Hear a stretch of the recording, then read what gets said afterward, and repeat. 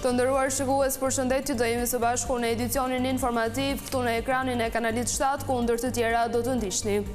Kryeministri Rama në Paris për krah liderët nga 37 vende në samitin për Ukrainën do marrë pjesë edhe në festën kombëtare të Francës me ftesë të Macron. SPA kërkon dënimin me 5 vjet shërbim prove për nënën e ish deputetes Monika Kryemadhi. Prokuroria akuzon për pastrim parash, nuk justifikon të ardhurat. Dalin në 3 detaje të reja për vrasjen e 50 vjeçarit në Burxull të Tiranës, dyshime për vrasjes me pagesë, kamerat fiksuan autorin teksa largohej në këmbë. Drejtoria e krimit kibernetik identifikon hetimet për goditjen ndaj bizneseve, dyshohet se një grup personash kanë organizuar sulm në rrjetet sociale.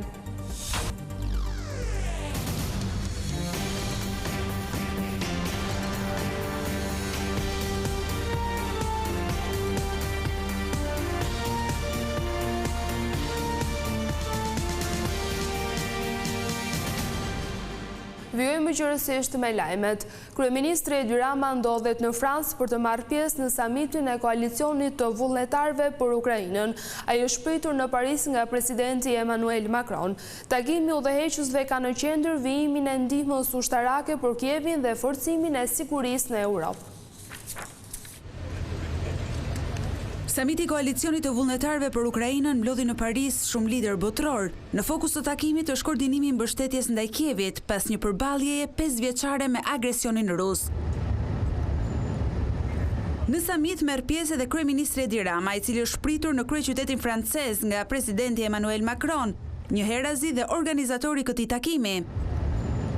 Pjesëmarrja e Ramës vjen në kuadër të qëndrimit të Shqipërisë në mbështetje të Ukrainës dhe bashkëpunimit me aleatët euroatlantik për respektimin e sovranitetit dhe integritetit territorial të këtij vendi. Samiti i Parisit do të shqyrtojë ndihmën për Ukrainën në një kohë kur siguria europiane mbetet një nga çështjet kryesore në arenën politike ndërkombëtare. Qëllimi është të tregohet se aleatët perëndimor po vazhdojnë mbështetjen e tyre për Kievin. Më herët, në fjalimin tradicional drejtuar ushtrisë franceze në prag të festës kombëtare të 14 korrikut, presidenti Macron tha se Evropa po shndërrohet në një forcë më të pavarur dhe se aleatët europian janë të vendosur të mbrojnë lirinë dhe drejtësinë. Po, paqja është qëllimi ynë. Po, ne e duam lirinë dhe drejtësinë. Dhe po, ne jemi të gatshëm të luftojmë për t'i mbrojtur ato, duke dhënë gjakun ton nëse është e nevojshme. I krijuar në Paris, koalicioni pro-Ukrainës tani është zgjeruar duke përfshirë 37 vende. Sa kaq, 2 shtete, Moldavia dhe Maqedonia e Veriut, janë planifikuar të marrin pjesë për herë të parë në samit si antar të rinj. Në akuzën e pastrimit të parave, prokuroria kërkoi dënimin me burg të Fatime Kryemadhit, nënës së Monika Kryemadhit, por për shkak të moshës SPA e zbuti qëndrimin, duke i sugjeruar gjykatës vetëm 5 vite shërbim prove. Prokuroria e posaçme kërkoi dënimin e nënës së Monika Kryemadhit, Fatime Kryemadhit, e cila akuzohet për pastrim parash. SPA tha se ajo duhet të shpallet fajtore dhe të dënohet me 7 vjet e 6 muaj burg, që sipas procedurës së shkurtuar i shkon në 5 vjet. Duke marrë në konsiderat moshën, prokurorët në përfundim i kërkuan gjykatës që dënimi të pezullohet dhe t'i konvertohet në 5 vjet shërbim prove. Sipas prokurorëve Sotir Klapi dhe Arben Kraja, Elma e Kryemadhit nuk justifikon dot disa shuma parash dhe po ashtu 2 kredi që ajo ka marrë. Ata e përmbyllin argumentin se shlyerja e tyre është bërë me para në dorë. Ema Çoku po ashtu akuzohet për pastrim parash.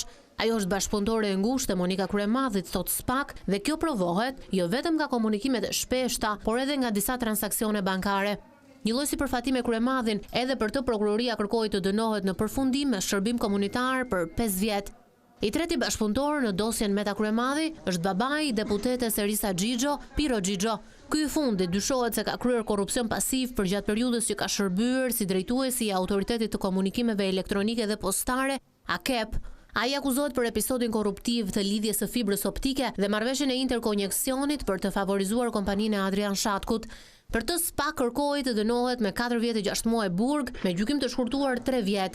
Në përfundim, edhe për Xhixhon, dënimi u kërkua të lehtësohej në 5 vjet shërbim prove. Struktura antikorrupsion i kërkoi gjykatës që vila në pronësi të Fatime Kryemadhit të konfiskohet sepse nuk justifikohet me para të ligjshme. Prokuroria e posaçme është tërhequr nga kërkesa për të dënuar me burg ish financiare në Ajola Xozës, bashkëshortes së Erion Veliajt. Organi i akuzës mori parasysh faktin se ajo ndihmoi drejtësinë, ndërsa mbrojtja vuri në dukje se të gjitha veprimet financiare janë bërë me urdhër të Xozës.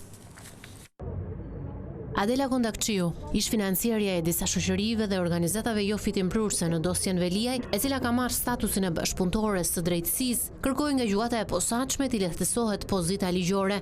Mbrojtja e saj kërkoi që togat e zeza të konsiderojnë se qëllimi i saj nuk ka qenë përfitimi personal. Avokati shtoi se Kondakqiu është shtyrë dhe ndikuar nga urdhrat e Ajola Xozës dhe jo vetëm që nuk ka përfituar, por është vënë në dispozicion të drejtësisë dhe ka patur kosto për transparencën e saj dhe po ashtu ka ndihmuar në zbardhjen e së vërtetës për organet e drejtësisë, u shpreh mbrojtësi ligjor i Kondakqiut. Për të SPAK kërkoi dënimin me 4 vjet e 8 muaj dhe më pas pezullimin e tij për shkak të statusit të bashkëpunëtores. Ndërkohë, ish polici i Burgjeve Fatjon Baçi, i cili i ka mundësuar Erion Veliajt përdorimin e një telefoni celular gjatë transportimit me furgonin e burgut, kërkoi një dënim më të butë nga gjykata e posaçme duke pranuar edhe fajsin. Ky episod çoi edhe në shtimin e një akuze ndaj Veliajt për futjen ose përdorimin e sendeve të ndaluara në ambientet e paraburgimit. Fatjon Baçi ka bërë një gabim njerëzor përballë një njeriu si Erion Veliaj që gëzonte pushtetin që gëzonte. Veliaj ka biseduar me vllajin dhe nuk ka bërë asnjë bisedë kriminale, përndryshe nuk do t'ia jepja celularin. Kërkon nga gjykata të jepet një dënim më të lehtë duke marrë në konsiderat se ka patur qëllim kriminal dhe duke marrë parasysh rrethanat familjare që është i vetmi njeri i punësuar në shtëpi. Për ish policin, prokurorët kërkuan 5 vjet burg dhe gjithashtu pezullimin e dënimit në shërbim komunitar. 2 avokat më pas kërkuan që të shtyhej seanca për të plotësuar mbrojtjen përfundimtare. Prokurorët e konsideruan kërkesën të padrejtë, ndërsa gjykata vendosi shtyrjen e seancës për datën 23 korrik, duke pezulluar afatet e paraburgimit për të pandehurit. Seanca e kësaj të hëne i përket të akuzuarve që kërkuan gjykim të shkurtuar dhe ndarjen e çështjes nga dosja me të pandehur Erion Veliajn dhe Ajola Xozën, të cilët kanë kërkuar gjykim të zakonshëm.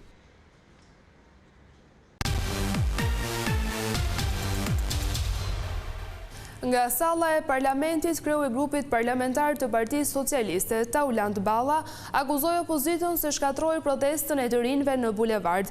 Sipas mazhorancës, tashmë në tubim kanë mbetur vetëm drejtuesit e disa partive si dhe mbështetësit e tyre. Partia Demokratike dhe aleatët e saj bojkotuan për të tretën herë seancën plenare ndaj mazhoranca shqyrtoi vetëm rezolutat për 10 institucione të pavarura.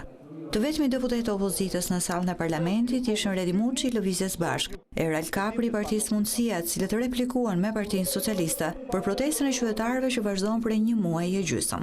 Por në emër të mazhorancës, kryetari i grupit parlamentar socialist Taulant Balla akuzoi partitë politike se dëmtuan protestën e qytetarëve. Unë nuk tallem me protestën. Protesta kur nisi ishte diçka e bukur. Nisi në emër të disa kërkesave që lidhen për mjedisin, por prej ditës pare kam thënë dhe do vazhdoj ta them, nuk e di sa mirë ndiqni statuset e mia të orës 7, transparencë është ajo, tregon se si kur hyri Saliu, hyri Gonja, hyri Qorri, apo ndonjë tjetër, flamingot fluturuan dhe ngelën soga si puna jote.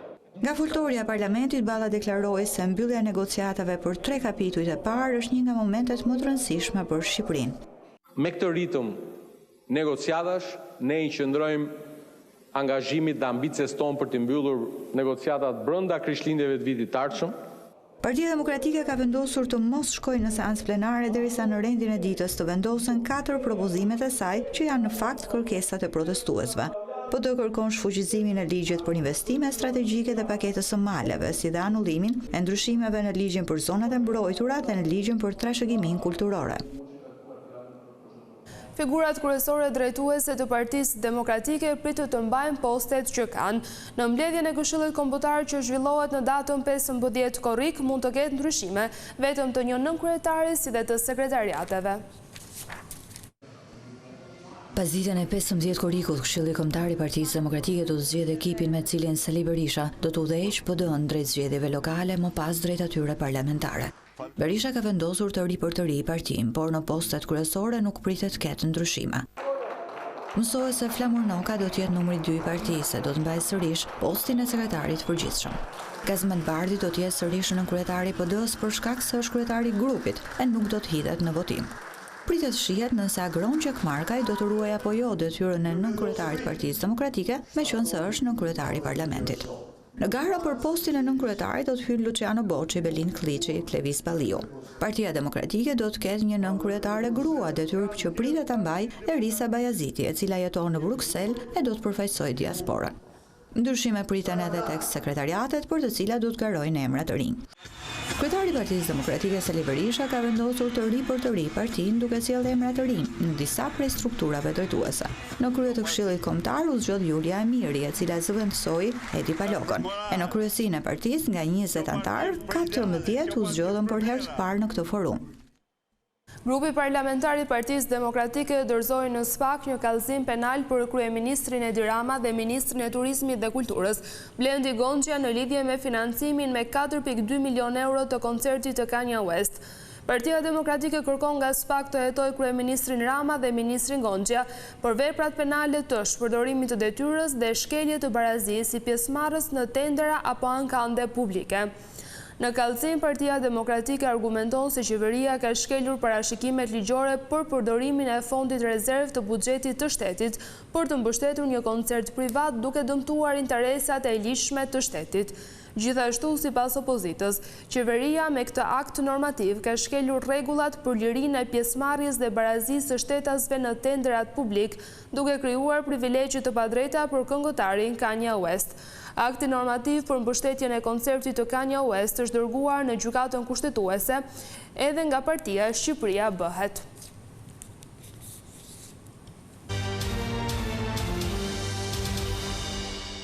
Pesëdhjetë vjeçari Edmond Sula dyshohet se u ekzekutua nga vrasës me pagesë.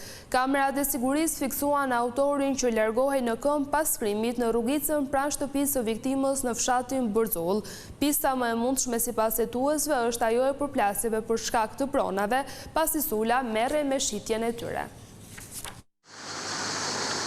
Të tjera detaje kanë dalë në dritë në lidhje me ekzekutimin e Edmond Sulës mes natën e së shtunës në Bërzull të Tiranës. Autori ka qenë një person i vetëm, i cili e ka pritur shënjestrën deri kur ky i fundit ka zbritur nga makina dhe ka dashur të futet në banesë. Autori ka qelluar me një plumb pas shpine, ku predha i ka dalë në krahëror, duke lënë të vdekur në vend 50 vjeçarin. Ekzekutori është filmuar nga kamerat e sigurisë duke u larguar me këmbë, me pas dyshohet të jetë larguar me automjet, i ndihmuar nga disa persona të tjerë. Autori mund të jetë vrasës me pagesë, por kjo ende pa konfirmuar nga hetuesit. Viktima është një emër i njohur për policinë, i proceduar më përpara për krime të ndryshme, rrahje, grabitje e të tjerë. Pista kryesore e hetimit mbetet ajo e pronave. Burime bëjnë me dije se Sula ishte si ndërmjetës për shitjen e pronave. Familjarët e tij kanë deklaruar se nuk kanë asnjë informacion për përplasjet që viktima mund të ketë patur me persona të tjerë gjatë kohëve të fundit. Policia ka gjetur prova të reja për sulmin që bizneset pësuan në rrjetet sociale. Ato tregojnë se autorët kanë identifikuar si portmarrës të ndryshëm dhe më pas janë krijuar llogari false për t'u rënuar imazhin. Sulmi sistematik ndaj bizneseve shqiptare nga persona të ndryshëm, duke përdorur review negative, ka qenë i orkestruar. Burime nga grupi i hetimit bëjmë në dije për Vision Plus se këta persona kanë funksionuar në grup, duke koordinuar me njëri tjetrin për sulmet masive në rrjetet sociale të bizneseve në fjalë. Deri më tani janë 15 biznese që kanë bërë kallëzim pranë zyrës së krimit kibernetik. Ata kanë treguar se në mënyrë të paprecedent janë sulmuar me komente negative, duke u ulur yjet e vlerësimit në platformën Google, çka ka ndikuar drejt për drejt në imazhin e bizneseve, sidomos tek turistët e huaj që kanë zgjedhur Shqipërinë për pushime. Policia ka analizuar grupet e komunikimit të këtyre personave, të cilët tregojnë pikërisht se pasi përzgjidhej një biznes, më pas jepej urdhëri që të hapen 10 adresa të rreme dhe të komentojnë negativisht për bizneset pa qenë klient të tyre. Nga këto komunikime, blut kanë arritur që të identifikojnë të paktën 200 persona ku hetimet ndaj tyre vijojnë. Në përfundim, policia do t'i përsijë të gjithë dokumentacionin pranë prokurorisë dhe organi i hetimit më pas do të vendosë për veprat penale që rrezikojnë këta persona të përballen me ligjin. Hetuesit po shqyrtojnë disa vepra të mundshme penale, mes tyre manipulimi i tregut, manipulimi i çmimeve, përhapja e informacioneve të rreme, shpifja dhe falsifikimi kompjuterik. Ndërkohë pritet e një përgjigje zyrtare nga gjigantet e teknologjisë Google dhe Meta në mënyrë që të merren masa për pastrimin e imazhit të këtyre bizneseve. Polumbarët e Reneas arritën të gjenë trupin e të riu që rrëzua nga shkëmbi pranurës së Vashës në Klos. Erkin Lika humbi jetën pasi përfundoi në ujërat e lumit mat dhe dyshohet se u mor nga rrjedha. Është gjetur pas 2 ditësh kërkime trupi pa jeti 38 vjeçarit Erkin Lika, i cili dyshohet se rrëshiti nga shkëmbi pas ditën e së shtunës në kanionin e urës së Vashës në lumin mat. Për shkak të rrymës së fortë të ujit, kërkimet kanë qenë të vështira për gjetjen e trupit të riut, ndërkohë që gjatë ditës së sotme në terren janë në 10 raforca që nga ato të armatosurat të mbrojtjes civile, polumbarëve të ndryshëm, por edhe banorë të zonës të cilët ju kanë ardhur në ndihmë pasi terreni është tepër i vështirë. Trupi të riut u gjet gjatë kërkimeve intensive të zhvilluara nga disa grupe rreth 30 metra poshtë vendit ku ai kishte rënë. 38 vjeçari Erkin Lika ishte pjesë e grupit alpinist të Shqipërisë si dhe pjesë e grupit të kërkim shpëtimit në zonat e vështira. Ai ndodhej në kanionin e urës së Vashës ditën e shtunë teksa po eksploronte zonën duke bërë ngjitje me litar. Dyshohet se Lika ka rrëshitur në gur teksa po bënte foto kolegëve të tij, ndërsa rryma forte e ujit e ka futur në një shpellë.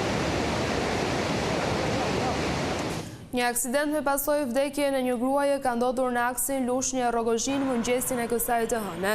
Viktimë mbeti Bajame Ramazani, 75 vjeç. Gruaja ishte duke kaluar në këmbë trafikndarëse në autostradës duke tentuar kalimin në krahun tjetër kur u përplas nga një mjet tip Foristrad. Si pasojë e goditjes fatale, 75 vjeçaria humbi jetën në vend. Ky aks është një nga rrugët ku ngjarje të tilla fatkeqësisht janë të shpeshta, edhe pse në hyrjet e fshatrave kanë mbikalime për këmbësorët, banorët zgjedhin të rrezikojnë jetën duke kaluar në mes të autostradës. Të nderuar shikues, ishte gjithçka e përgatitur edhe për këtë edicion informativ. Bashkë ndajemi këtu, natën e mirë.